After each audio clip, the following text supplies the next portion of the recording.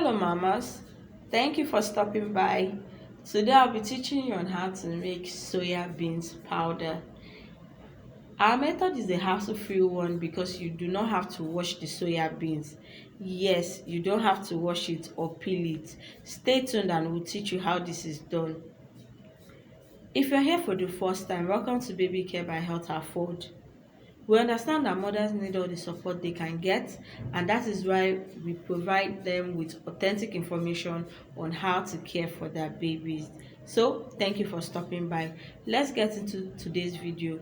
Soya beans is very high in protein. It's one of the plant's proteins that is high in fiber, antioxidants, and of course, it has a high protein content. Today's method will be showing you how to make the soya bean powder without you washing it, without you having to soak it overnight or drying it in the sun. Easy, right? Yes. This method was taught to me by my mom. She used it for many years, and I've also used this method for my baby also without any issues. Because we are not washing it and we are not soaking it, you have to carefully select the soya beans. If you've ever bought soya beans, you know that it contains a lot of stones, a lot of sticks, so you have to go through it carefully. Make sure you pick it, even if you have to pick it in batches. Be very careful and pick it very well so that you don't have stones or sticks or any form of dirt in it. For this soya beans recipe, some people like using only the soya beans, but because we are using it for babies, I always advise that we add groundnuts, which is also another high protein food. We add dates just to sweeten it, especially for picky eaters, and of course crayfish. I will not be adding the crayfish to the overall soya bean powder because I feel that some recipes might not call for that crayfish taste. I always blend my crayfish separately. After selecting the soya beans, you want to set it aside, and then we can now prepare the next ingredient, which is our dates.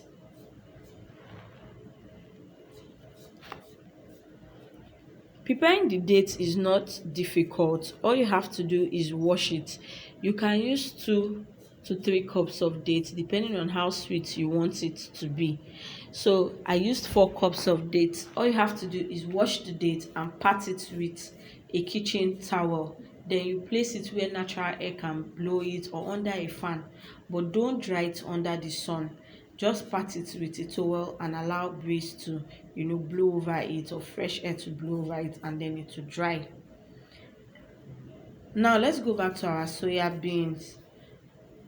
The next thing we want to do is start roasting our soya beans.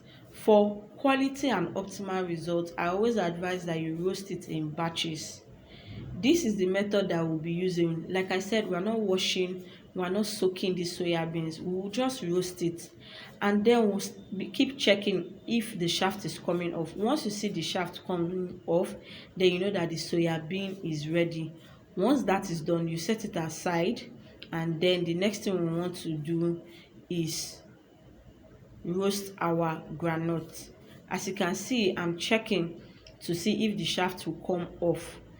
That is the peel of the soya beans. So once it comes off, you can see it coming off, you know that okay, it is ready. We set this aside and we start roasting our groundnut. I have a very funny method for roasting groundnut, and it was taught to me by my mom. My mom is just full of a lot of tricks when it comes to these things. So you put garri in your pan or your pot, whether it's white garri or yellow garri, whichever one you have at home, and then you put your peanuts in batches. The good thing about this one is you can control the quality. What I'm trying to say is that sometimes you buy store-bought peanuts and it might be brown, burnt, but with this one you will have a very milky kind of groundnut because it will not be burnt. You are the one roasting it, and you'll be able to control the temperature and all. As you can see how milky this groundnut looks, and see how it comes off. If you are wondering how you get the garri out of it, just use a sieve. Pour the groundnut into a sieve once you are done, and the garri will just filter away. So that's how I did it, and you can see that there's not even one single grain of garri in this groundnut. Like I mentioned earlier on, for crayfish, I don't like adding crayfish to the overall blend or product. I don't like adding it because I feel some things that you might want to use this soya bean powder for, you don't want that crayfish taste, especially if your baby is a picky eater. I just put it in a small bowl, as much as I need per time, and then I just add it to those recipes I know that will need the crayfish. Once you are done with all this, you want to take this to the market and go and blend it. In my Tumblr video, I showed you where you can blend it. I always prefer to blend in the market because you get this very smooth, powdery consistency. I've used blender before and I always have, it's not as smooth. So I always encourage you to blend it in the market with those commercial blenders. Like I said earlier on, the good thing about soya beans is that it is high in protein, it contains a lot of antioxidants, it is high in fiber. Soya bean is not just good for babies, it is also good for adults. It is heart friendly and helps to reduce cholesterol level. And the good thing is, especially for babies, it can be added to their cocoa oats, or sorry, their oats meal, their pap, be it akamu, custard, to smoothies, and it is highly nutritious. It helps babies gain weight, and if you want to prevent anemia where your child is falling sick or has low blood, this is the soya bean recipe that you want to use. If you've learned something today, make sure you join our community, subscribe to our channel, share our videos, and leave us a comment in the comment section. Thank you for watching. Till our next video, it's bye from us.